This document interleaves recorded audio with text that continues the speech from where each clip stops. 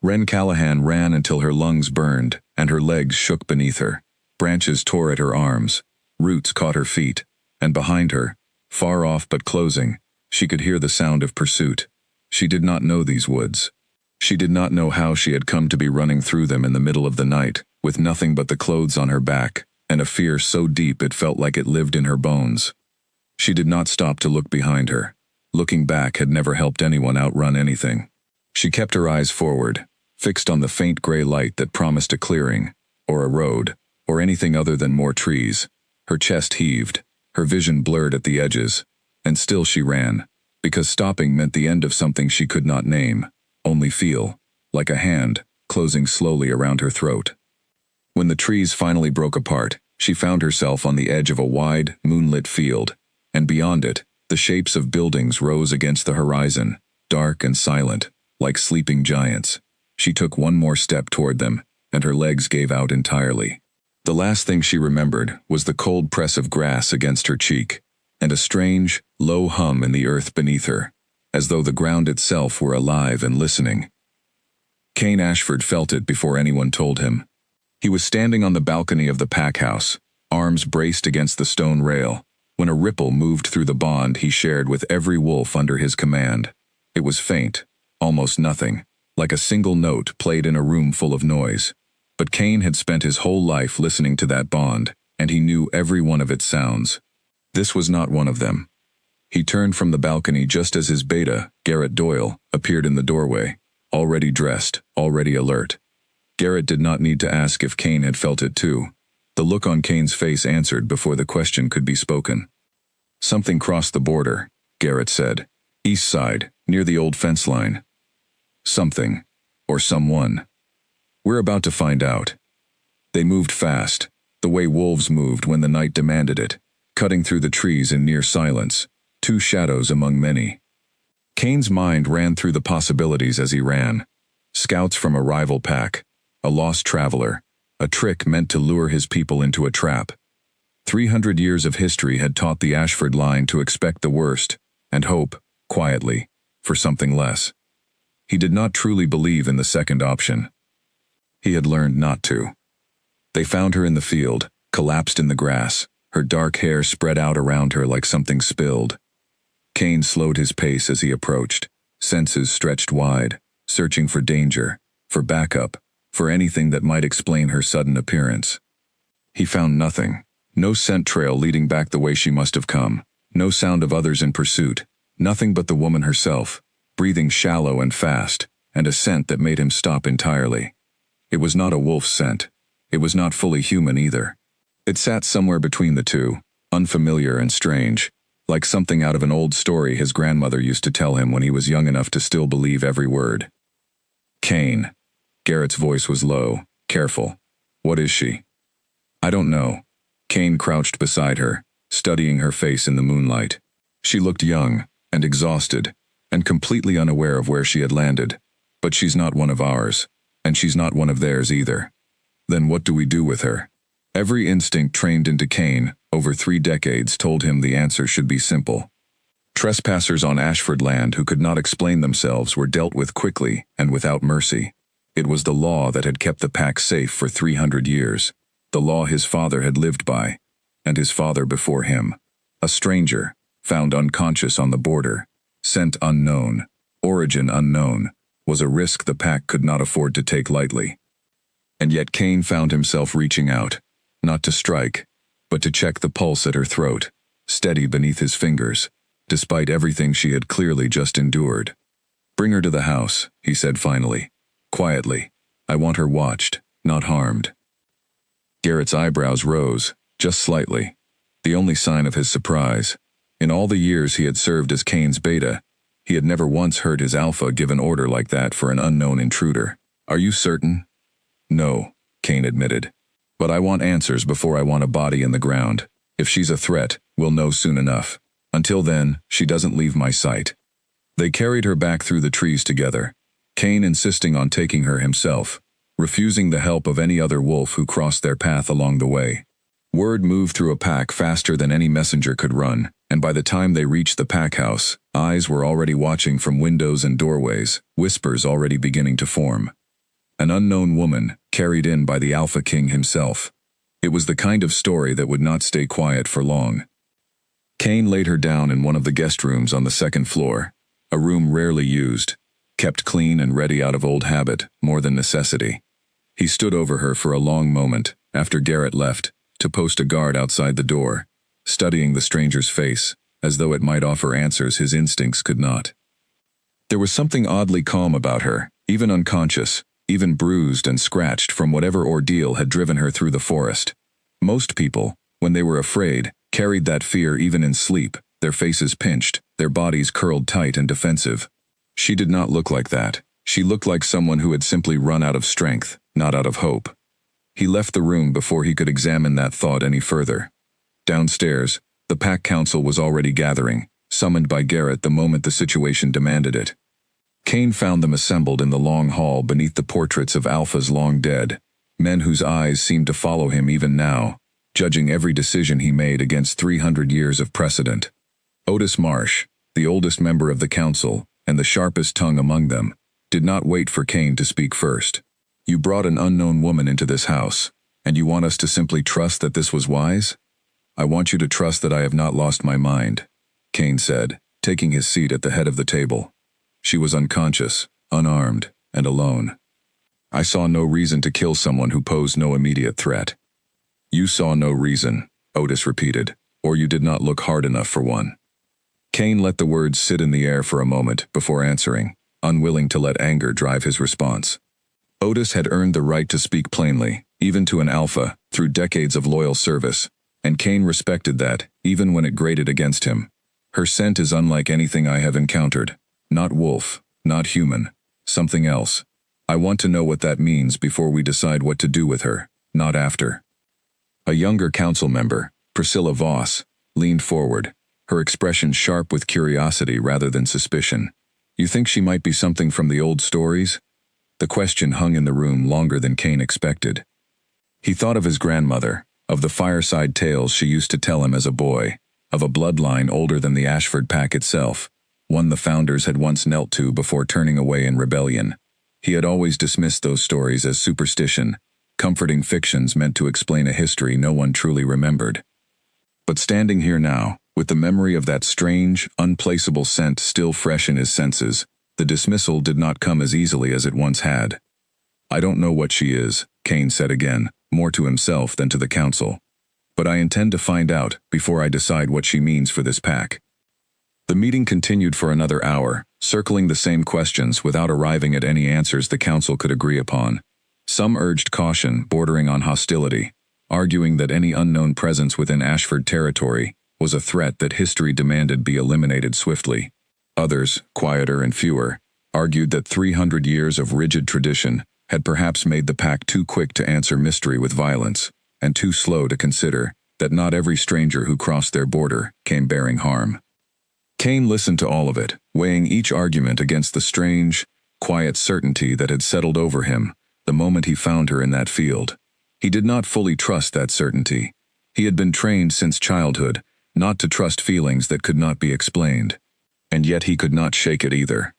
When the council finally dispersed, Garrett lingered behind, waiting until the hall had emptied before speaking. You know what they'll say if this goes wrong. I know. And you're still willing to take the risk. Kane rose from his chair, moving toward the window that looked out over the training grounds below, dark and empty at this hour. 300 years, Garrett. 300 years of doing things exactly the way they've always been done, because that's what kept us alive. But sometimes the thing that kept you alive yesterday is not the thing that keeps you alive tomorrow. I don't know what she is. I don't know why she crossed onto our land tonight of all nights. But I know that killing her without answers would be the same mistake my father would have made, and I am tired of making my father's mistakes. Garrett studied him for a long moment, something unreadable passing behind his eyes. Your father would have said the same thing, once. Before he decided caution was a weakness he couldn't afford. Then let's hope I make a better decision than he did. Upstairs, the guard posted outside the guest room shifted uneasily at his station, listening to the silence beyond the door. Inside, Wren remained still, her breathing slow and even, unaware of the debate unfolding beneath her, unaware of the pack gathering around the mystery of her arrival, unaware that the wolves who found her had chosen, against 3 centuries of instinct, to let her live long enough to explain herself. Dawn was still hours away, but something in the pack house had already begun to shift, quietly, the way the first crack forms in old stone, long before anyone notices the wall is no longer as solid as it once seemed. Kane returned to the guest room once more, before retiring for what remained of the night, standing in the doorway, rather than entering, watching the rise and fall of the stranger's breathing from a careful distance. He told himself he was simply confirming she remained secure, that his presence there served a practical purpose and nothing more. But some quieter part of him, one he did not examine too closely, understood that he was waiting for her to wake, if only to see what kind of person emerged from behind that strange, unplaceable scent. She did not wake that night. Kane eventually left, closing the door softly behind him, and made his way to his own chambers at the far end of the hall, though sleep did not come easily. He lay awake long after the house had gone quiet, turning over the events of the night in his mind, the ripple in the pond, the empty field, the scent that belonged to no story he had ever been told, and yet somehow felt like the beginning of one. Somewhere in the house below, Otis Marsh sat awake as well, staring into the dying embers of a fire in his private study, an old book open on the table before him, its pages yellowed with age. He had not mentioned the book in the council meeting. He was not yet certain it was relevant. But the story it told, of a bloodline the Ashford founders had once served before breaking away, of a debt left unpaid across 300 years, sat uncomfortably close to the events of this particular night. He closed the book without reading further, telling himself there would be time enough to revisit it if his suspicions proved correct. For now, he only hoped they would not. By the time the first gray light of morning touched the windows of the pack house, the entire compound was alive with quiet, careful whispers, the kind that spread through a pack faster than any announcement ever could. A stranger had come to Ashford land in the night. The Alpha King himself had chosen to spare her, and nobody, from the newest recruit to the oldest council member, could say with any certainty what that decision would mean for the 300 years of history that had brought them all to this moment. In the guest room upstairs, Wren's eyes finally began to flutter open, the world around her slowly resolving into unfamiliar shapes, an unfamiliar ceiling, an unfamiliar silence broken only by the soft sound of someone breathing just beyond the door. She had no memory of how she had come to be here. She only knew, with a certainty that settled cold and clear in her chest, that whatever she had been running from in the forest was not finished with her yet, and that the strange new stillness surrounding her now might be nothing more than the calm before it caught up with her at last. Wren sat up so quickly that her head spun, one hand flying to press against the wooden headboard to steady herself. The room around her was warm and clean, sunlight slanting through tall windows, nothing at all like the cold, dark forest she remembered. For a moment, she wondered if the entire night had been a dream, a fever of fear and running that her mind had simply invented. Then she noticed the guard standing just outside the open door, arms crossed, watching her with an expression that was neither friendly nor hostile, only careful, and she understood that whatever had happened to her was very real. "Where am I?" Her voice came out rougher than she intended, throat dry from exertion she could still feel in every muscle.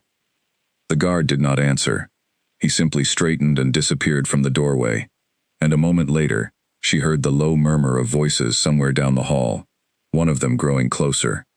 Kane entered the room without knocking, which struck Wren as strange even in her disoriented state, until she reminded herself that she had no idea whose house this was, or what rules governed it. He was tall, broad through the shoulders, with the kind of stillness that suggested controlled strength rather than calm. His eyes, when they settled on her, held none of the softness she might have expected from someone checking on an injured stranger. They held questions instead, sharp and unblinking. "You're awake," he said simply. "Where am I?" she asked again, pulling the blanket a little tighter around herself, though she was still fully dressed beneath it. "Who are you?" "You're on Ashford land, my land." He remained near the door, arms loose at his sides, though every line of his body suggested readiness rather than relaxation. "You crossed onto my territory last night and collapsed in a field a few miles from here. My people found you and brought you back. I'd like to know how you got there, and why." Ren's mind raced back through the fragments of memory she had managed to hold on to. Running. Fire. Somewhere behind her, though she could not say if it had been real, or only the sensation of danger given shape. A voice, urgent and afraid, telling her to run and not look back. Beyond that, there was only a blank space where her memory should have been, as though someone had reached in and carefully removed everything that came before. "I don't know," she admitted, and hated how small her voice sounded saying it. "I remember running. I remember being afraid. I don't remember why, or from what, or how I ended up in your field." Kane studied her for a long moment, and she had the uncomfortable sense that he was listening to something beyond her words, some deeper signal she could not perceive. "You expect me to believe that?" "I don't expect anything," she said, some of her exhaustion sharpening into irritation. "I'm telling you what I remember, which isn't much, and I'd appreciate it if you at least considered that I might be telling the truth before deciding I'm lying." Something flickered across his expression, gone before she could name it. Surprise, perhaps, that she had answered him with anything other than fear. "You don't seem particularly frightened," he observed, "for someone who woke up as a stranger in an unfamiliar house." "Should I be?" "Most people would be." Ren considered the question seriously, searching for the honest answer, rather than the safe one. "I think I used up all my fear last night, running through those woods. There isn't much left this morning. Just questions." She met his gaze steadily. "Starting with who you are, and why you didn't just leave me where you found me, or worse." "Kane Ashford," he said. "I lead this pack." The word landed strangely in her ears, familiar in a way she could not place, like a word remembered from a language she had once known, and mostly forgotten. Pack. She turned it over silently, waiting for some deeper understanding to surface, but nothing came. Only that same faint, frustrating sense of recognition without context. "And what happens now?" she asked. "To me, I mean. That depends on what you can tell me. My counsel wants you gone, or worse. I convinced them to wait until we had answers." He paused, watching her closely. "I'd suggest you help me find some, quickly, if you'd like to keep them waiting rather than acting." The threat, quiet as it was, settled over the room like a change in air pressure.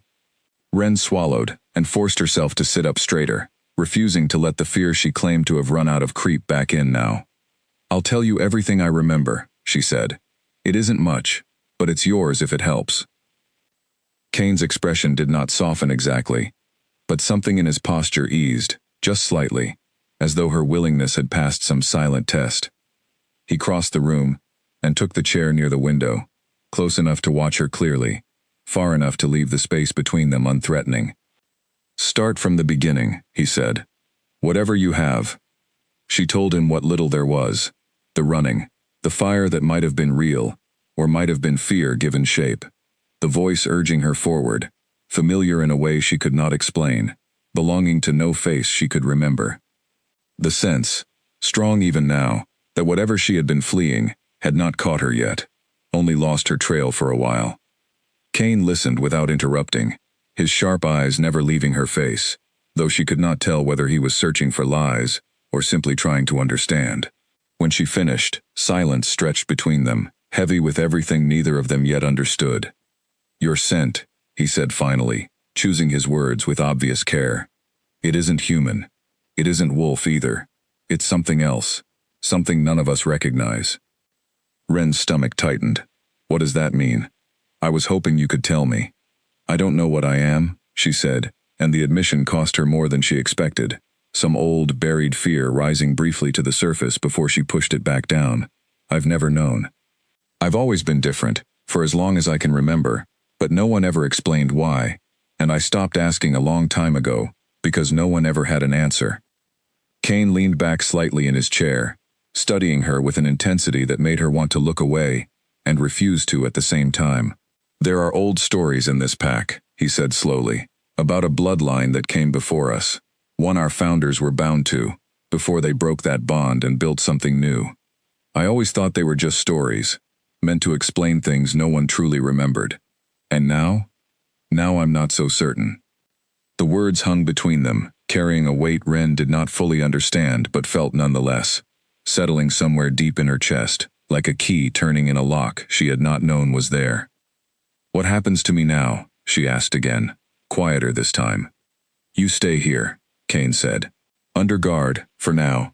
Not as a prisoner exactly, but not entirely free either. Until I understand what you are, and what your presence here means, I can't allow anything else. Ren wanted to argue, wanted to insist on her right to walk away from a place she had never chosen to come to. But some quiet instinct, the same one that had carried her through the forest without fully understanding why she ran, told her that leaving now, alone, with no memory and no answers, would only lead her back into whatever danger she had escaped. Staying, however uncertain, at least offered the chance to understand. All right, she said, under guard then, but I want honesty in return. If you learn something about what I am, I want to know it too, not just whatever piece you decide I'm allowed to hear. Something that might almost have been respect crossed Kane's face. Agreed. He rose to leave, pausing at the door, as though considering whether to say something more. In the end, he only nodded once, a small, formal gesture, and left her alone, with the sunlight and the silence, and the growing, uneasy sense that her arrival on Ashford land had disturbed something far older and far larger than either of them yet understood. Outside the room, Garrett was waiting, arms crossed, expression carefully neutral. Well? She doesn't remember how she got here, Kane said, or why she was running. Just fragments, fear, fire, a voice telling her to keep moving. You believe her? Kane considered the question honestly before answering. I believe she believes it. Whether that's the same thing as the truth, I don't know yet. And the scent? Still unexplained. But Otis mentioned something last night, before the meeting ended. Old stories about a bloodline the founders were bound to, before the pack broke away from it. Kane's jaw tightened slightly. I want to know what he knows, and I want to know now. They found Otis in his study, exactly where Kane suspected he would be, the old book still open on the table before him, though he closed it quickly as they entered, as though caught at something he had not yet decided to share. You've been busy, Kane observed, nodding toward the book. Otis did not bother denying it. I remembered something last night, after the meeting. A story my own grandmother told me, back before I was old enough to know whether to believe it. He gestured for them to sit, though neither did. Our founders were not always their own masters, Kane. Long before this pack existed as we know it, they served another line, one older and stronger, until a rebellion broke that bond and let them build something new from the pieces. A rebellion, Kane repeated. Against what? Against a debt, as the story tells it. A debt the old line demanded be paid, one our founders refused. They broke away instead, took their freedom, and buried the story so deep that most in this pack don't even know it exists. Otis's eyes flicked briefly to the closed door, as though even now he feared being overheard. The story says the debt was never truly settled, only postponed. Kane felt something cold settle in his chest, the pieces of the night before beginning, slowly, to align into a shape he did not yet want to name. You think she's connected to it? I think, Otis said carefully, that a woman with a scent none of us recognize, appearing on our border on the very night I happen to be rereading this particular story, is either the strangest coincidence of my long life, or it is not a coincidence at all. The room fell silent, all three of them turning the possibility over, without yet daring to speak it aloud. Kane thought of Ren's face, as she admitted she did not know what she was, the quiet, worn honesty in her voice, and felt the ground beneath 300 years of certainty begin, very slightly, to shift. Keep researching, he told Otis finally, quietly. I don't want this reaching the rest of the council, until I understand what we're actually dealing with. Otis nodded, already reaching for the book again, as Kane and Garrett left the study, the weight of an old, unfinished story settling over the pack house like a held breath, waiting to see whether it would finally be released. The days that followed settled into an uneasy rhythm, one Ren had not expected, but found herself adapting to regardless. She was allowed to move through parts of the pack house under guard, permitted meals in the main hall rather than confined entirely to her room, though always watched, always followed by eyes that ranged from curious to openly suspicious. She learned quickly which looks belonged to which category, and which wolves were worth avoiding entirely. It was in the main hall, on the third morning, that the first real test of her position arrived, delivered not by Kane or by any careful, measured council meeting, but by a broad-shouldered enforcer named Colton, who planted himself in front of her table with the deliberate swagger of someone looking for a reason to prove a point. "You're supposed to bow," he said, loud enough that conversation around them quieted, heads turning with the particular hunger of people who sensed a scene about to unfold. "When an Ashford enforcer addresses you, you bow.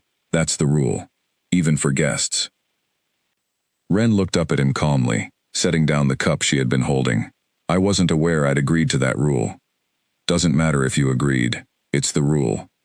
"Then perhaps someone should have explained it to me before deciding I'd broken it." She held his gaze, refusing to look away first, though she felt the weight of every watching eye in the room pressing against her. "I'm a guest here, not a subject. I don't believe I owe you a bow simply because you'd prefer one." Colton's jaw tightened, a flush of anger rising in his face. "You don't know what you owe, stranger. You're standing on Ashford land because our alpha decided to let you live. That's a debt most people would show a little more gratitude for." "Gratitude and submission aren't the same thing," Wren said, keeping her voice level, despite the way her pulse had begun to race. "I'm grateful to be alive. I'm not going to kneel to prove it." The room had gone fully silent now, every wolf present watching to see how far this would go, whether Colton would push past words into something more dangerous, and whether the strange, unbowed stranger would hold her ground, or finally break the way tradition demanded she should. Colton took a step closer, close enough that Wren had to resist the urge to lean back. "Careful," he said, low and dangerous. "This pack hasn't bowed to a woman in 300 years. Don't mistake the alpha's patience for the pack's." Wren felt something rise in her chest at his words, not fear exactly, but something older, sharper, an instinct she did not fully understand but could not ignore either. The air around her seemed to grow suddenly, strangely heavy, though she could not have said why, only that it pressed against her skin, like the moment before a storm breaks. Colton must have felt it too, because his confident stance faltered, just slightly, his eyes flicking down to where Wren's hands had curled, unconsciously, against the table's edge. "What?" he started to say, but never finished the question. A tray, sitting 3 tables away, slid abruptly off its stand, and shattered against the stone floor, sudden and sharp in the tense silence, though nothing, and no one had been anywhere near it. Colton flinched violently at the sound, several other wolves in the hall doing the same, and when he looked back at Wren, something had changed in his expression, confidence giving way to a wariness he clearly did not want to show. "That was nothing to do with me," Wren said quietly, though she was no longer entirely certain that was true. Kane arrived moments later, drawn by the commotion, and found Colton backing slowly away from the table, where Wren still sat, unmoved, her expression carefully composed, despite the strange tension still hanging in the air. "What happened here?" Kane demanded, his voice cutting through the murmurs that had begun to spread through the hall. "Nothing, Alpha," Colton said quickly, though his eyes remained fixed on Wren even as he answered. "A misunderstanding, that's all." Kane's gaze moved between the broken tray on the floor and the careful stillness of Wren's expression, and though he said nothing further in that moment, Wren could see the question forming behind his eyes, the same question that seemed to be spreading through the entire hall like smoke through still air. What exactly had just happened, and what exactly was she capable of? The incident with Colton was not the last of its kind. Over the following days, small, strange events began to follow in Wren's wake wherever tension arose around her, never violent, never clearly her doing, but always, unmistakably, connected somehow to moments when someone challenged her, threatened her, or spoke to her with open contempt. A door slammed shut on its own when a young enforcer sneered at her in the training yard. A pitcher of water tipped itself over an older council member's papers moments after he called her. Within earshot, an unwelcome complication. Nothing that could be proven, nothing that could be pinned directly to her hands, and yet the pattern grew too consistent to dismiss as coincidence. Wren herself did not understand it any better than the wolves around her did. Each time it happened, she felt only that same strange pressure building in her chest beforehand, a tightening she could neither summon deliberately nor fully suppress. Gone again, the moment whatever had happened, happened. It frightened her more than she let herself show, this evidence of some power inside her she could not name, could not control, and had certainly never asked for. She raised it with Kane on the 4th evening. finding him alone on the same balcony where he had first sensed her crossing onto his land, staring out over the dark training grounds below. "I need to tell you something," she said, coming to stand beside him at the rail, though she kept a careful distance between them. "About what's been happening. The tray, the door, all of it." "I've noticed," Kane said, without turning. "My whole pack has noticed. I don't know what it is," she admitted. "I don't do it on purpose. I don't even understand how it happens. But it only seems to occur when someone threatens me, or challenges me, as though something is protecting me whether I ask it to or not." Kane finally turned to face her, his expression unreadable in the dim light. "That's what worries my counsel. A power that acts without your control is a power no one can predict, or defend against, if it ever turns dangerous rather than simply strange." "I understand that," Ren said. "I'm not asking you to trust it. I'm barely willing to trust it myself. I'm telling you because you asked for honesty, and this is the truth, even the parts I don't like admitting." Something in her tone seemed to reach him, because the hard line of his jaw eased, just slightly. "Otis found something," he said after a moment, "in the old records. A bloodline that predates this pack, one our founders once served before breaking away. He thinks you might be connected to it, though he doesn't yet know how, or why you'd have ended up here now, of all times." Ren absorbed this slowly, feeling the strange, half-formed recognition she had felt since waking in that unfamiliar room stir again, closer to the surface than before. "Do you believe him?" "I don't know what I believe," Kane admitted, and there was something almost raw in the honesty of it, a crack in the careful control he usually kept over every word. 300 years, my family has led this pack without ever bowing to anything or anyone we didn't choose to. I was raised to believe that strength meant never needing anyone else, especially not a woman with a power no one understands and a history she can't remember. And now?" He was quiet for a long moment, the night air settling cool and still between them.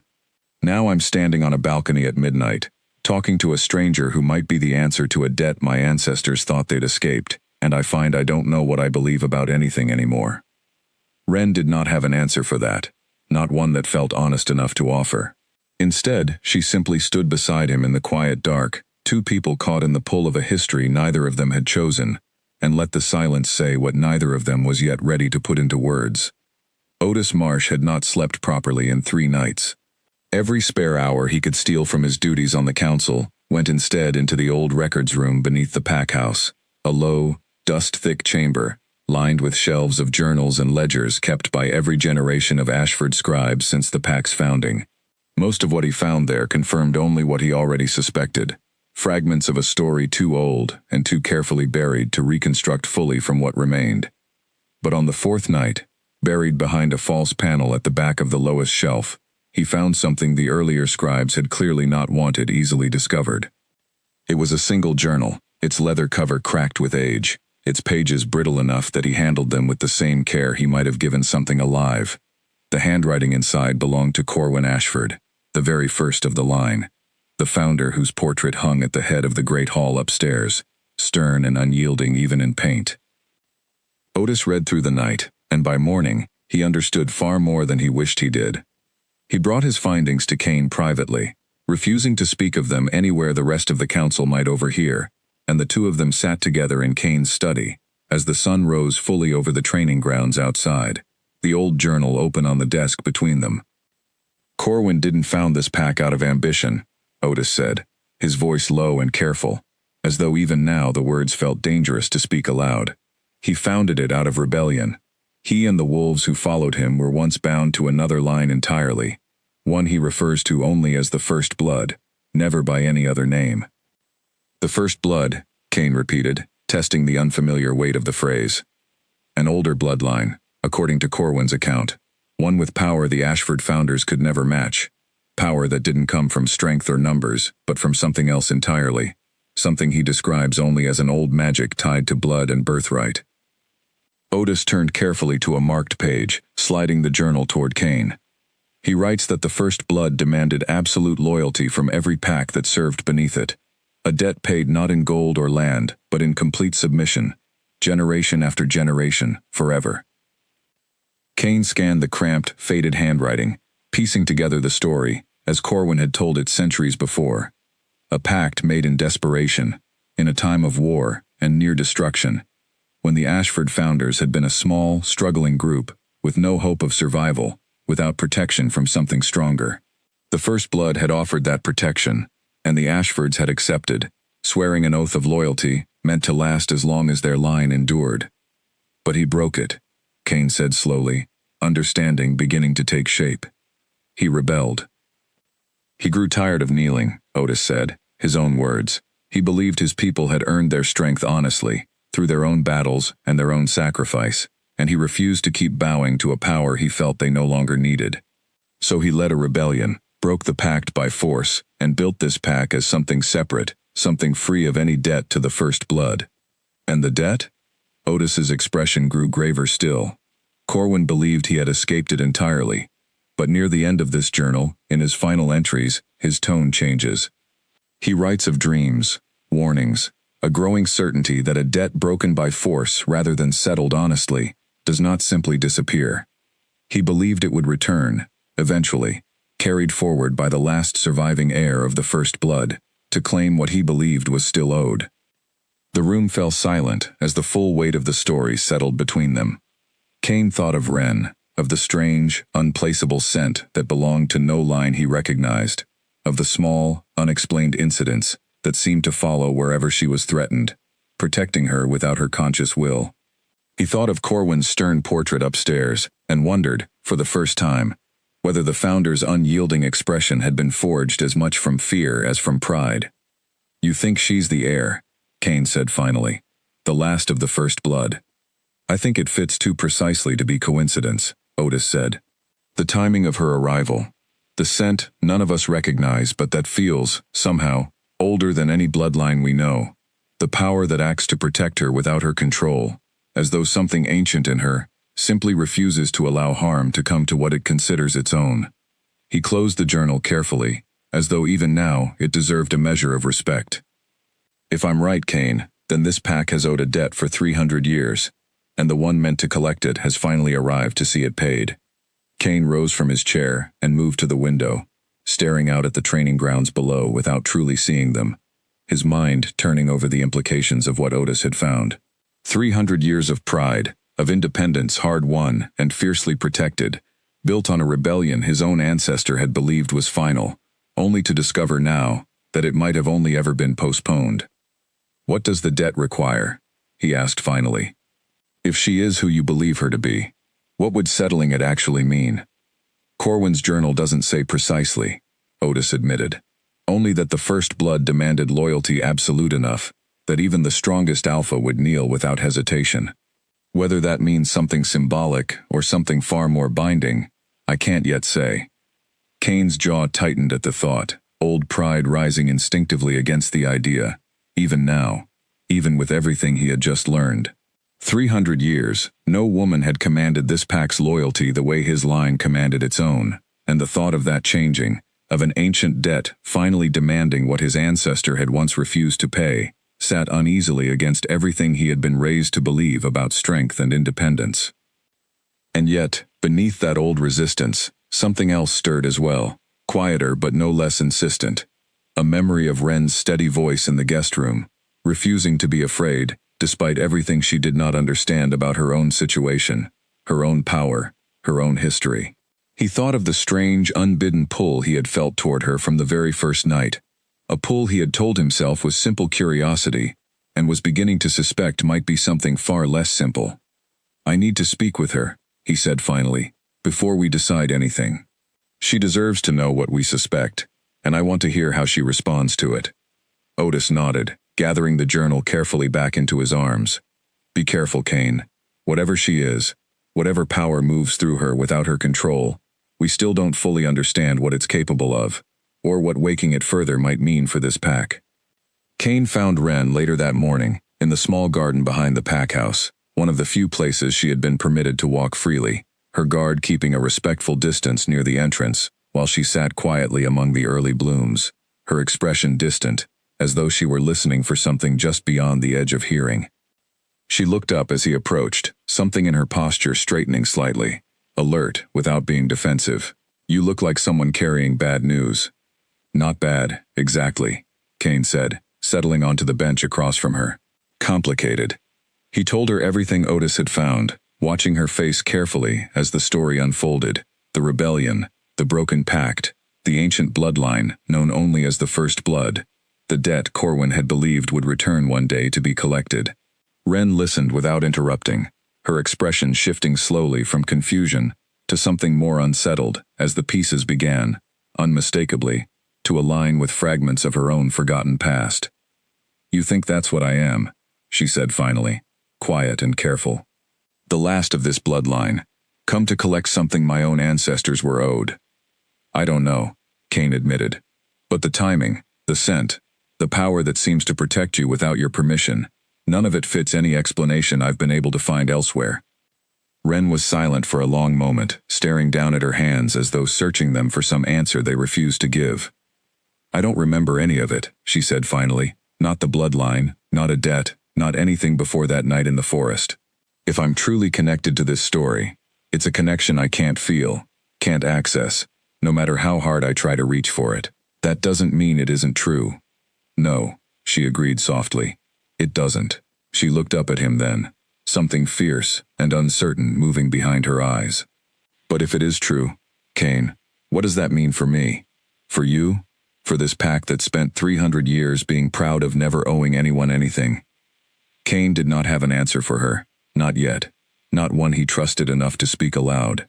But sitting there in the quiet garden, watching the uncertainty and quiet courage warring across her face, he found himself hoping, against every instinct 300 years of pride had trained into him, that whatever the answer turned out to be, it would not require either of them to lose the strange, fragile understanding that had begun growing between them since the night he found her in that field.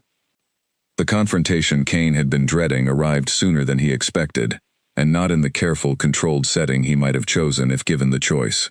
It came instead in the training yard, late in the afternoon, in front of nearly a dozen witnesses, when Colton, still smarting from the humiliation of the broken tray days before, decided to test the strange stranger's limits in a way no one could later claim was simply misunderstanding. Wren had been walking the perimeter of the yard under her usual guard when Colton stepped directly into her path, blocking her way with the deliberate solidity of someone spoiling for a confrontation he believed he would win. Alpha's been awfully protective of you, he said, loud enough for the training yard to hear, his voice carrying an edge that had not been present days before. Makes a person wonder what exactly you're offering him to earn that kind of loyalty. The insult landed exactly as intended, sharp and public, and Wren felt heat rise in her face, even as she forced her expression to remain calm. I'd think carefully about finishing that sentence. Or what? Colton took a step closer, close enough now that the guard behind Wren shifted uneasily, clearly uncertain whether intervention would help or worsen the situation. You'll break another tray? We've all seen your little tricks by now, stranger. Maybe it's time someone found out how far they actually go. He reached out then, not violently, but with clear intent to grab her arm and demonstrate, in front of everyone watching, that whatever protected her could be tested and overcome. Wren stepped back instinctively, and the moment his fingers brushed her sleeve, the air around them seemed to detonate with sudden, invisible force. Colton was thrown backward several feet, landing hard against the packed dirt of the training yard, and every wolf watching froze in stunned silence. Wren stood exactly where she had been, breathing hard, her own eyes wide with something between fear and disbelief at what had just happened, the power moving through her without any conscious command on her part. I didn't, she started, but the words caught in her throat as Colton climbed slowly, warily, back to his feet, staring at her now with open fear rather than aggression. Kane arrived moments later, drawn by the sudden silence and the crowd gathering at the edge of the training yard, and found Colton still catching his breath on the ground, Wren standing pale and shaken several feet away, the entire yard holding its breath to see how their alpha would respond. What happened? Kane demanded, though something in his voice suggested he already understood more than he wanted to. She attacked him, one of the watching enforcers offered quickly, though the uncertainty in his voice suggested even he was not fully convinced of his own account. He grabbed her first, another countered, quieter but no less firm. Kane's gaze moved between Colton and Wren, weighing the scene with the same careful precision he brought to every decision that affected his pack. Colton. Explain yourself.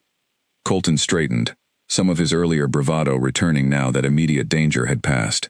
I was testing her, Alpha. We all deserve to know exactly what we're dealing with, whether this pack is protecting an asset or a threat. And you decided the training yard, in front of half the pack, was the appropriate place to conduct that test. Someone had to. That someone was not you. Kane's voice dropped into something colder, harder, the tone of an alpha whose patience had finally reached its limit. You laid hands on a guest under my protection, without my permission, in direct defiance of my orders. That is not testing a threat, Colton. That is insubordination. The training yard had gone utterly silent now, every wolf present understanding they were witnessing something significant, though few could have said exactly what. Colton's expression flickered between defiance and dawning unease as he registered, perhaps for the first time, how seriously his alpha regarded the situation. She's dangerous, Colton said, though his voice had lost much of its earlier confidence. You saw what just happened, what she's capable of. Are we really meant to just accept that, without question, because you've decided to protect her? I've decided, Kane said, that this pack does not put hands on the unwilling, guest or otherwise, without consequence. That has always been the rule, long before her arrival, and it remains the rule now. He turned toward Ren then, his expression easing slightly, though the tension in his shoulders remained. Are you hurt? No, Ren said, though her voice still shook faintly. I don't know what happened. I didn't mean for it to happen. I just felt threatened, and then he was on the ground, and I don't know how to explain any of it beyond that. You don't need to explain it, Kane said, not to me and not to him. He turned back to Colton, his voice hardening once more. You'll take 3 days in confinement, and you'll consider carefully whether your judgment can be trusted with pack duties going forward. This is not a punishment I give lightly, and I won't hesitate to make it longer if this happens again. Colton's jaw tightened, humiliation and anger warring visibly across his face, but he said nothing further, only bowed his head briefly, before allowing 2 other enforcers to lead him away from the yard. The crowd began to disperse slowly, whispers already spreading of what they had witnessed, the strange, unbidden power that had thrown a full-grown enforcer several feet without Ren so much as raising a hand. Kane waited until the yard had mostly emptied before turning back to Ren, who still stood pale and shaken near the center of the space, staring down at her own hands, as though they belonged to a stranger. I keep telling myself it isn't real, she said quietly, not looking up at him. That there's some explanation that doesn't involve me being something I don't understand, can't control, and apparently can't stop even when I want to. But it keeps happening, Kane, and every time it does, I'm a little more afraid of what it means. Kane crossed the yard and stopped in front of her, close enough that she finally looked up to meet his gaze. I'm not afraid of it, he said, surprising himself slightly with the certainty in his own voice. I've watched you try to control it, try to stop it from happening, every single time. Whatever this power is, it doesn't act because you want it to. It acts because something in you refuses to let harm reach you, whether you consciously will it or not. That doesn't make it less frightening. No, he agreed, but it does make it different from a threat. A threat chooses to cause harm. This chooses to prevent it. Those aren't the same thing, even if they look similar from the outside.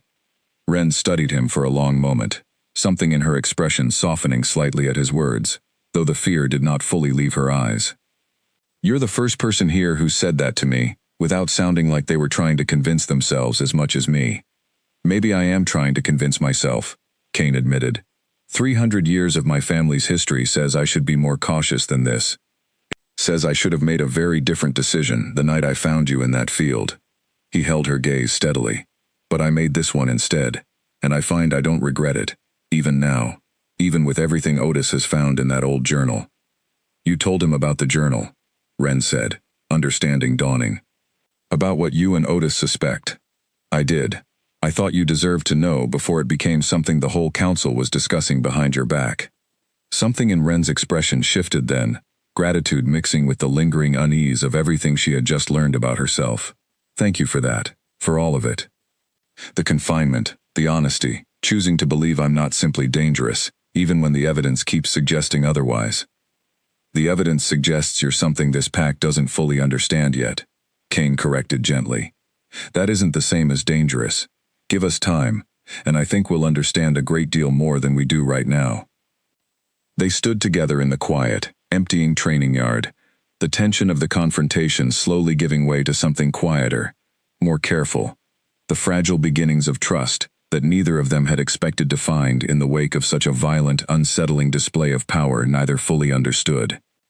The attack came at dusk, 4 days later, without warning and without mercy. Kane felt it first as a disturbance in the bond, sharp and sudden. Dozens of voices crying alarm at once from the eastern perimeter, where a rival pack under the banner of Dorian Vance had breached the border fence and was moving fast toward the heart of Ashford territory. Vance had circled Ashford land for months, probing for weakness, testing patrols, waiting for the right moment to press an advantage he had long suspected but never confirmed. Word of the unclaimed strangers sheltering in the Ashford packhouse and of the Alpha King's uncharacteristic hesitation regarding her had reached him through channels Kane would later spend considerable effort tracing and eliminating. To Vance, an Alpha, distracted by an unresolved mystery, was an Alpha whose guard had finally, after 300 years, begun to slip. He was wrong about the distraction. He was not wrong about the opportunity. Kane was already moving before Garrett reached him with the full report, calling every available fighter to the eastern line, his mind sharpening into the cold, focused clarity that battle always demanded of him. Wren, alerted by the sudden commotion sweeping through the packhouse, found herself swept toward the lower levels along with the other non-combatants, guided by a nervous young guard who clearly considered her safety a personal responsibility he had not asked for. "Stay here," he told her firmly, positioning her in a reinforced storage room near the base of the house. "Whatever happens, stay here until someone comes to tell you it's safe." Wren nodded, though even as she did, she felt that same strange pressure building in her chest, the same tightening she had learned to associate with danger drawing near. She told herself it was simply fear, ordinary and understandable given the sounds of fighting already beginning to carry faintly from beyond the walls. But the feeling did not fade the way ordinary fear usually did. If anything, it grew sharper, more insistent, as the sounds of battle drew closer rather than farther away. The Ashford defense held for the first several minutes, Kane and his enforcers meeting Vance's forces at the tree line, with the discipline of wolves who had trained for exactly this scenario their entire lives. But Vance had brought more fighters than expected, and worse, had clearly studied the Ashford patrol patterns closely enough to know precisely where the defense would be thinnest. A second wave of attackers broke through near the western wall, flanking Kane's forces and threatening to cut off the packhouse entirely from reinforcement. Inside the storage room, Wren heard the sounds of fighting grow suddenly, alarmingly close, the young guard stationed with her, tensing visibly as shouts and the sharp, unmistakable sounds of conflict began echoing from just beyond the nearest door. He drew himself up in front of her, clearly prepared to defend her with his life if it came to that, though his hands shook slightly with the fear he was trying hard not to show. "They shouldn't be this close," he said, more to himself than to her. "The house should still be secure." The door burst open a moment later, and 3 of Vance's fighters spilled into the room, having broken through the outer defense faster than anyone had anticipated. The young guard moved instantly to intercept them, buying Wren precious seconds, even as he was quickly overwhelmed by superior numbers, thrown hard against the stone wall, and left struggling to rise. Wren backed away instinctively, her heart hammering, the pressure in her chest building faster and sharper than it ever had before. No longer a subtle tightening but something closer to a wave-gathering force just beneath her skin. The nearest attacker turned toward her, recognizing immediately, even through the chaos, exactly who she must be, the mysterious stranger everyone in the region had begun whispering about. "Vance wants her alive," he called to the others, advancing on Wren with grim purpose. "Don't damage the merchandise." Something in Wren broke open at those words, an old, buried fury, rising up to meet the fear that had been building inside her for days, and the pressure in her chest released all at once, no longer contained, no longer subtle. The air around her seemed to ignite with invisible force, throwing all 3 attackers backward with a violence that cracked the stone wall behind them, and left the fallen guard staring up at her in open, undisguised awe. She did not fully understand what she had done, only that the room had gone suddenly, completely still, the 3 attackers unconscious or too dazed to rise, and that the strange, unfamiliar power moving through her felt, for the first time, less like something happening to her, and more like something she had, in some deep and instinctive way, chosen to unleash. Word of what happened in the storage room spread through the battle almost as fast as the battle itself, and Kane, fighting near the western wall, felt the shift in the pack's mood before any messenger reached him with details, a wave of stunned awe rippling outward from the pack house that momentarily distracted even the enemy fighters engaging his forces. He broke away from his own engagement the moment he could, moving fast toward the house, dread and something else, something he did not have time to examine, driving him forward. He found Ren standing in the ruined storage room, pale and shaking but unharmed. 3 of Vance's fighters unconscious around her, the young guard staring at her with an expression caught somewhere between terror and reverence. "Are you hurt?" Kane demanded, crossing the room to her side in several quick strides. "No," Ren said, her voice steadier than he expected given the visible tremor still running through her hands. "They tried to take me. Vance wanted me alive. I don't know exactly what I did, but I know I did it on purpose this time, not just some instinct protecting me without my permission." Kane studied the destruction around them, the cracked stone wall, the unconscious fighters who had clearly been thrown with considerable force, and felt something complicated stir in his chest, awe and concern, and a fierce, protective anger all tangled together. "I think I did," Ren said, something almost like wonder creeping into her own voice as the realization settled. "I've spent days afraid of this power, because it seemed to act without me, like something separate from who I actually am. But this time, I felt it building, and I chose to let it go. It wasn't happening to me. I was the one doing it."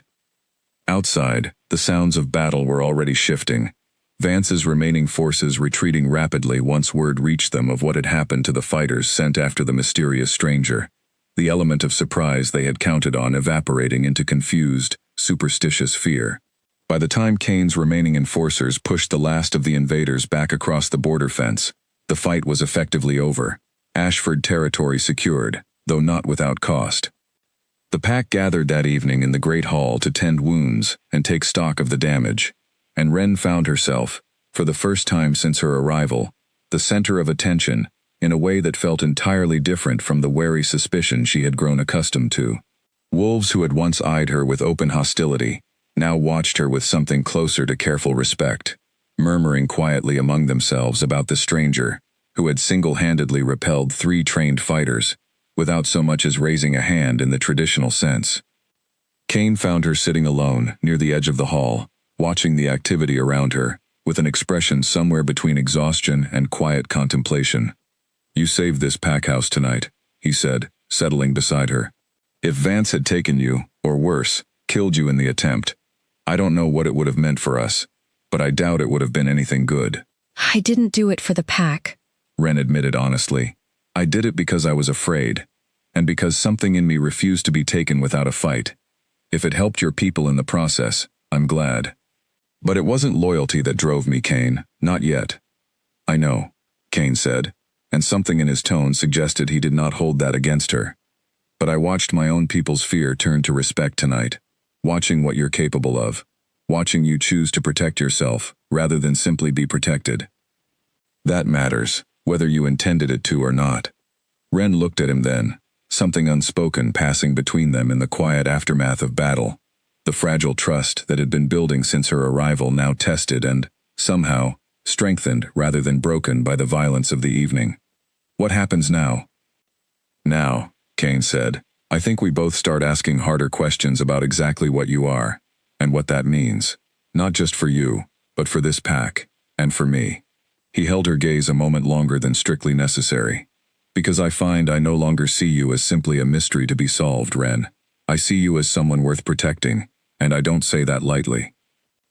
Ren felt the weight of those words settle over her, warm and unfamiliar, and slightly terrifying in their own quiet way, and for the first time since waking in that unfamiliar guest room days before, she allowed herself to believe that whatever strange history had brought her to Ashford Land might, in the end, prove to be something worth discovering after all.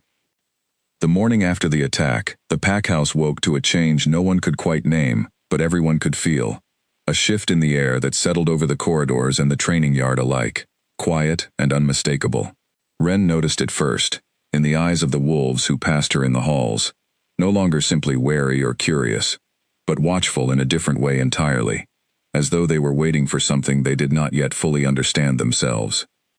It began, properly, in the great hall during the midday gathering, when Priscilla Voss approached Ren, where she sat near the long windows, watching the training yard below, with the same distant expression she had carried since the battle. Priscilla stopped a few feet away, hesitating in a manner entirely unlike the sharp, confident council member Ren remembered from her earliest days at the pack house. "May I sit?" Priscilla asked, and something in her tone carried a formality Ren had not heard directed at her before.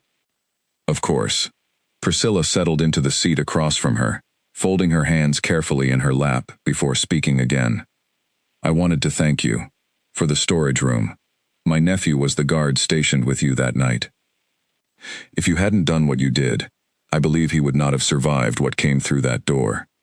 Ren felt a small, surprised warmth at the words, unused to gratitude from a council member who had, only days before, argued cautiously but firmly for her removal from Ashford Land. "I'm glad he's safe." "As am I." Priscilla studied her for a long moment, something searching in her expression. "May I ask you something honestly, without offense intended? Please. When you released that power, deliberately, as I understand you did it feel like something foreign to you? Something borrowed, or forced, or did it feel like something that had simply been waiting, all along, for you to finally claim it?" Ren considered the question carefully, surprised by how precisely it captured something she had not yet found words for herself. "The second one," she admitted slowly. "It didn't feel foreign at all. It felt like remembering something I'd forgotten I already knew how to do." Priscilla nodded, as though this confirmed something she had already suspected. "That is not how borrowed power behaves. That is how inherited power behaves, when its owner finally begins to reclaim it." She rose then, offering a small, formal bow of her head before departing, leaving Ren to sit with the strange, quiet weight of the exchange. It was the first bow, though Ren did not yet fully recognize it as such, too caught up in the surprise of the conversation itself to notice the significance of the gesture. It would not be the last. Over the following days, the shift continued, subtle but undeniable, spreading through the pack in ways that Kane observed with a mixture of fascination and growing unease. Enforcers who had once sneered at Ren's presence now nodded respectfully when she passed. Younger pack members, curious rather than fearful, began finding small excuses to linger near wherever she happened to be, watching her with open, unguarded interest. Even Colton, released from his confinement, approached her privately one evening to offer a stiff, awkward apology that nonetheless carried unmistakable sincerity beneath its discomfort. "I was wrong to test you the way I did," he said, standing at a careful distance in the corridor outside her room. "I told myself I was protecting the pack. I think honestly, I was protecting my own pride, and I let that blind me to what you actually were." He hesitated, then added, more quietly, "Whatever old debt this pack owes, I don't think it's a burden anymore. I think it might be the best thing that's happened to us in a long time." Ren did not fully know how to respond to that, only offering a small, grateful nod before he retreated back down the hall, leaving her alone, with the strange, growing sense that something larger than herself was moving through the pack, gathering momentum with every passing day. Kane watched it all unfold, with a complicated tangle of emotions he did not entirely trust himself to name. 300 years of Ashford pride told him this shift should alarm him, that a pack beginning to look toward someone other than its alpha, with such open reverence, represented a danger to the very structure that had kept them strong for so long. And yet, watching his own people's fear give way to something gentler, something closer to hope, he found he could not summon the alarm he expected to feel. He raised the matter with Garrett one evening, the two of them walking the perimeter of the training yard as the sun set behind the trees. "They're starting to look at her the way they look at me," Kane admitted. "Maybe more, in some cases. I should find that troubling." "Should you?" Garrett asked, his tone carefully neutral. 300 years, Garrett. No woman has ever commanded this pack's loyalty the way I've watched them begin turning toward her. Kane's jaw tightened slightly. My father would have seen it as a threat to be eliminated before it grew any further. Your father, Garrett said, spent his entire reign so afraid of losing control that he never allowed this pack to become anything more than what fear could hold together. You've led differently since the day you took his place, even before she arrived. Maybe what you're seeing isn't a threat to your authority, Kane. Maybe it's simply this pack finally being given permission to want something more than survival. Kane considered that in silence for a long moment, watching the last light fade behind the tree line. You don't think I should be worried? I think, Garrett said carefully, that you've spent 300 years of inherited history believing strength means standing alone. But I watched you carry her back to this house with your own hands the night you found her, against every instinct that history trained into you. I don't think you're the kind of alpha who needs to stand alone to prove he's strong. I think you're only now starting to realize that yourself. They walked the rest of the perimeter in silence, Kane turning Garrett's words over carefully, weighing them against everything he had been raised to believe. He found Ren later that same evening in the garden, sitting quietly among the same early blooms where they had first discussed the old journal days before, though the atmosphere between them now carried none of the careful distance it once had. The pack is changing around you, he said, settling onto the bench beside her, closer than he might have dared even a week before. You've noticed. I have, Ren admitted. I don't fully understand it. I haven't asked for any of this, Kane. I never wanted people bowing to me, or looking at me the way Priscilla did, or apologizing the way Colton did tonight. I know you haven't asked for it, Kane said. That's precisely why it's happening the way it is. If you'd demanded it, forced it, none of them would have given it freely. But you've done nothing except be exactly who you are, honest and unafraid even when you had every reason to be terrified, and my people have responded to that in a way I don't think even 300 years of tradition could have prevented. Ren turned to look at him fully then, something vulnerable and searching in her expression. What does that mean for you? For this pack you've spent your whole life leading, according to rules that never included someone like me. Kane held her gaze steadily, feeling something settle inside him that had been unsettled since the very first night he found her collapsed in that field. I think it means the rules were always going to change eventually, Ren. I think perhaps they needed to. And I find, watching you, that I'm no longer afraid of what that change might cost me. The words hung between them in the quiet evening air, carrying a weight neither of them fully addressed but both of them clearly felt. The fragile, growing understanding between them, shifting into something neither had planned for, but neither, any longer, wished to resist. The memories returned to Ren all at once, without warning, on a quiet night nearly 2 weeks after her arrival, striking her with such sudden force that she cried out and sank to her knees in the middle of the garden where she had gone to walk off a restless evening. Kane, alerted by the guard stationed nearby, reached her within moments, finding her pale and trembling, her hands pressed against her temples, as though trying to hold her own skull together against the flood breaking through. Ren, he said, kneeling beside her, one hand steady on her shoulder. What's happening? I remember, she gasped, her voice thick with the strain of it. Kane, I remember everything. He helped her inside, settling her in a quiet room away from curious eyes, waiting with careful patience as she gathered herself enough to speak. When she finally did, her voice was steady, though something in her eyes had changed, aged somehow, carrying the weight of knowledge she had not possessed only moments before. My name is Ren Calloway, she said slowly, testing the full weight of the name, as though speaking it aloud made it more real. But that was never the whole of it. My mother called me by another name too, in private, one she told me never to speak outside our own walls, Ren of the First Blood. Kane went very still, Otis's research finally finding its confirmation in the quiet, steady voice of the woman before him. My family kept the old line alive in secret, Ren continued. Generations after the Ashford Rebellion nearly destroyed it entirely. We lived quietly, hidden, moving from place to place whenever we sensed our bloodline had drawn too much attention. My mother taught me the old stories, the pact broken 300 years ago, the power that lived in our blood, and only fully woke when the bearer came of age and faced true danger for the first time. Her hands trembled slightly in her lap. She always told me the day would come when I would need to claim it fully, when the debt our line was owed would finally need to be settled, one way or another. What happened? Kane asked gently. The night you came here, what were you running from?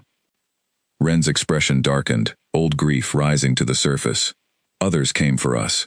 I don't fully know who, or why, only that they knew what my family was, and they came with intent to end our line entirely, rather than allow the old debt to ever be collected. My mother sent me running before they reached our home, told me to head toward Ashford Land specifically, said it was the only place my blood might still find refuge, even after everything that happened 300 years ago. Her voice broke slightly. I don't know if she survived. I ran, exactly as she told me to, and I didn't stop, not even to look back.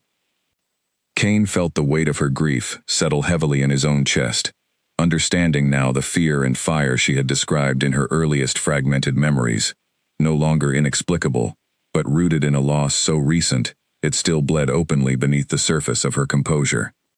I'm sorry, he said quietly, for your mother, for everything you've carried alone since that night. I wasn't entirely alone, Ren said, meeting his gaze. You found me. You chose not to kill me, when every instinct your history had trained into you must have argued otherwise. I've had 2 weeks now to wonder why, and I still don't have a complete answer. Neither do I, Kane admitted, only that something told me, that very first night, that killing you would have been the wrong choice, even before I understood any of the reasons why. Ren studied him for a long moment, something searching and vulnerable in her expression. The debt my line is owed, Kane. My mother told me what it required, in the end, though I never expected to actually face the moment of demanding it. She hesitated, clearly weighing how much to say. It isn't gold, or land, or even simple loyalty in the ordinary sense. The old pact required an alpha's full submission, freely given, not forced, not commanded, but chosen, a recognition that the power my line carries deserves to stand beside the pack's own strength, rather than beneath it. Kane absorbed this slowly, feeling the full weight of 300 years of history pressing against the moment now unfolding between them. And if I refuse? Then the debt remains unpaid, Ren said simply. And I suspect whatever came for my mother will eventually come for this pack as well, seeking to end the last of the first blood, before the pact can ever be fully settled, one way or another. I won't ask you to submit out of fear of that, Kane. I won't ask you to submit at all. My mother taught me that a pact forced was no pact worth honoring.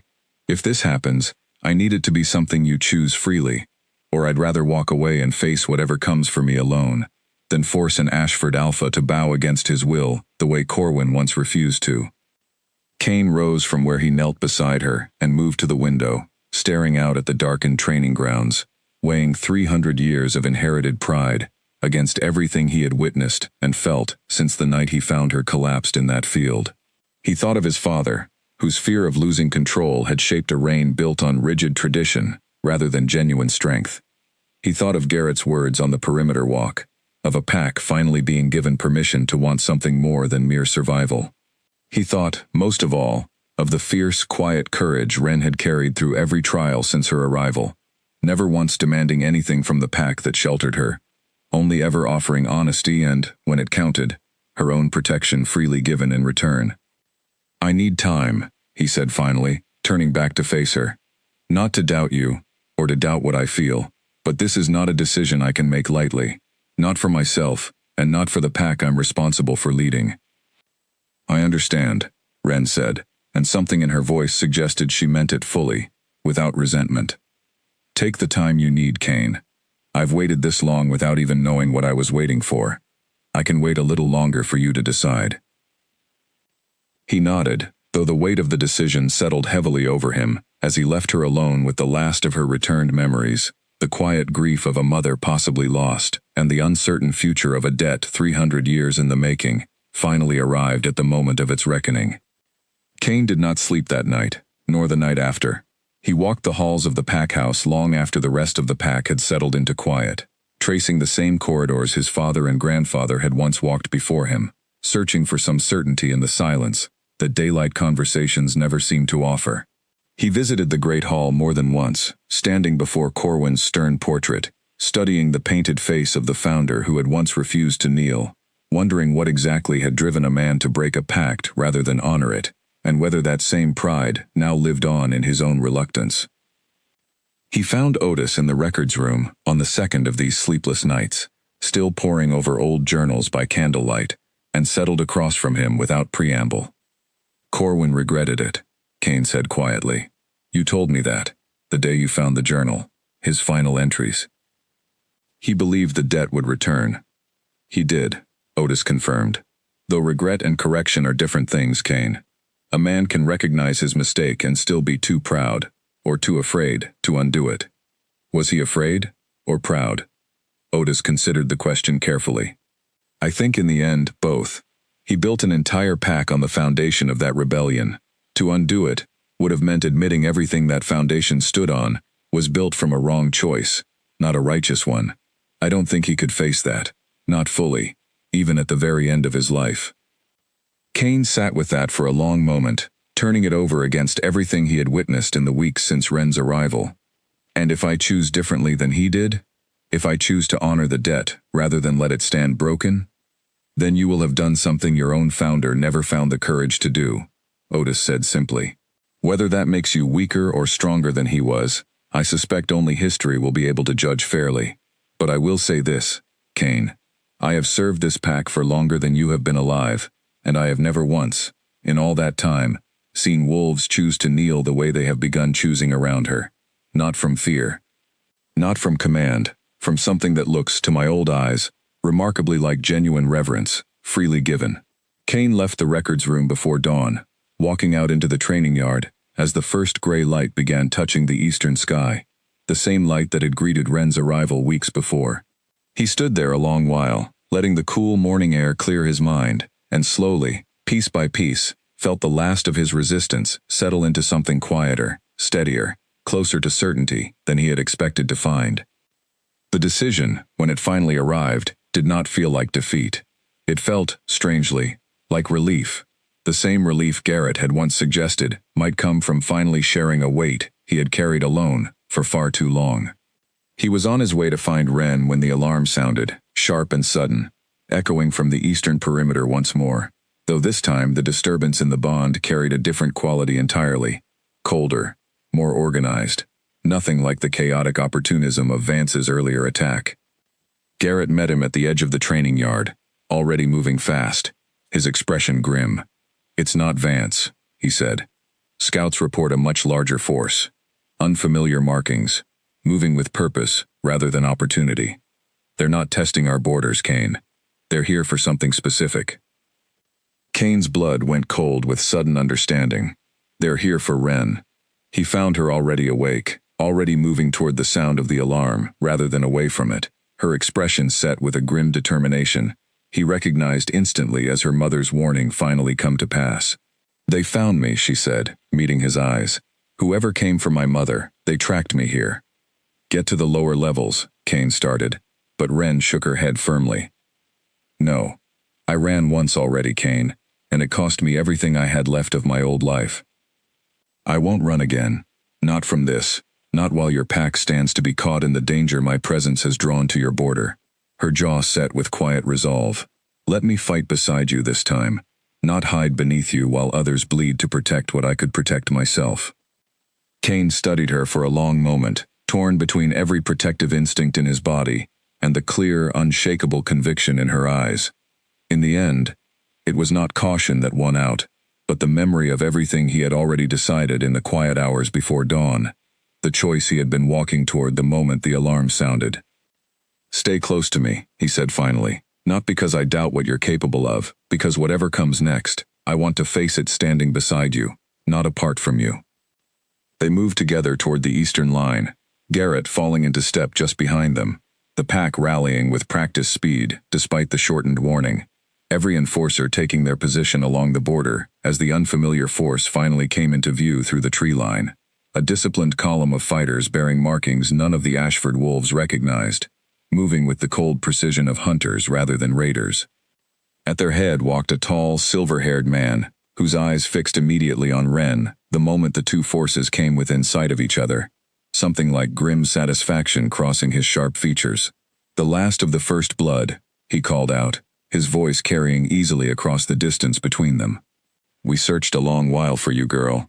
Your mother proved more difficult to convince than I expected. Is she alive? Ren demanded, her voice steady, despite the fear Kane could feel radiating from her. For now, the silver-haired man said. Whether she remains that way depends entirely on how quickly you come with us, and how little trouble this pack chooses to make of the matter. Kane stepped forward, placing himself deliberately beside Ren rather than in front of her, a silent statement neither ally nor enemy could mistake. She isn't going anywhere. Not with you, not under threat, not today. The silver-haired man's gaze shifted to Kane, something calculating entering his expression. And you are? Kane Ashford. This is my land, and she stands under my protection. Protection, the man repeated, something almost amused in his tone. The Ashford line has spent 300 years refusing to kneel to anything, Wolf King. Are you truly prepared to spend your pack's blood defending a debt your own ancestor broke, rather than honored? Kane felt Ren's eyes on him then, watching, waiting, the question in her expression carrying far more weight than the enemy commander's taunt. He thought of Corwin's stern portrait, of Otis's careful research, of Garrett's quiet counsel, and most of all, of every moment since that first night in the field that had led him, step by careful step, toward the decision he had already made before the alarm ever sounded. I'm prepared, Kane said, his voice carrying clearly across the tense space between the two forces, to finally pay a debt that should have been honored 300 years ago. He turned to Ren, and in front of his entire assembled pack, in front of the enemy, come to claim her by force, he lowered himself deliberately to one knee, his head bowed, a gesture no Ashford Alpha had offered any woman in 3 centuries of unbroken pride. The training yard fell utterly silent, both forces frozen in stunned disbelief at the sight of the Alpha King kneeling freely, without command, without coercion, in the open light of a battle not yet begun. I choose this, Kane said, his voice steady despite the weight of history breaking open around him. Not from fear of what comes next, but because I have watched you carry more courage through every trial these past weeks than any wolf in this pack, myself included. The debt my ancestor broke, I choose freely to honor. Not because you demanded it, Ren, because you never once did. The silver-haired commander's satisfaction curdled into something sharper, colder, as he watched the Alpha King rise from his knee. The moment of submission passed, but its meaning settling permanently over the training yard, like a change in the weather itself. Sentiment, he said, his voice carrying a contempt that did little to hide the unease beneath it. A pretty gesture, it changes nothing about why we came. It changes everything, Kane said, stepping forward to stand fully beside Ren once more, his voice carrying the calm certainty of a decision fully made. You came expecting a pack divided against a stranger it barely tolerated. You'll find something very different waiting for you instead. He turned to his assembled wolves, and though he said nothing further aloud, the bond between them carried his intent clearly enough. A silent call not for obedience, but for choice. The same choice he had just made, freely offered now to every wolf standing behind him. Garrett was the first to move, stepping forward and lowering himself beside Kane, his head bowed toward Ren, with the same deliberate respect his alpha had shown moments before. I've followed this pack's alpha my whole life, he said quietly. I'll follow where he chooses to lead now, gladly. Priscilla followed next, then Colton, his earlier hostility long since transformed into something closer to fierce loyalty, then wolf after wolf across the assembled line, kneeling not from command, not from fear of punishment, but from the same quiet, growing conviction that had been building through every act of courage Ren had shown since the night she first collapsed in the border field. Even Otis, moving slower than the younger wolves but no less deliberate, lowered himself carefully, the old journal he still carried tucked beneath one arm, a small, private smile crossing his weathered face, as though he had finally lived to see a story finished the way he always secretly hoped it might be. The silver-haired commander watched the entire Ashford pack kneel before the last of the first blood, disbelief giving way slowly to genuine alarm as he registered exactly what he now faced. A pack united, not divided. A power freely claimed, not fought over. Whatever advantage he had, believed he carried into this confrontation, evaporated visibly from his expression, as the reality of the situation settled fully over him. This changes nothing, he said again, though his voice had lost much of its earlier confidence. We came prepared for resistance. Then you came prepared for the wrong fight, Kane said. You came expecting to find weakness. Instead, You've found a pack that has finally remembered what real strength looks like. Ren stepped forward then, feeling the full weight of her awakened bloodline settling over her, no longer frightening in its unfamiliarity, but steady now, certain, chosen rather than simply endured. The power that had once acted without her permission now answered her call directly, gathering visibly in the air around her, though she held it carefully in check, a warning rather than an attack. "Release my mother," she said, her voice carrying clearly across the tense space, "and leave this land peacefully. I have no wish to spill blood today, not yours, and certainly not this pack's, who have given me more than I ever expected to find when I crossed onto their border weeks ago.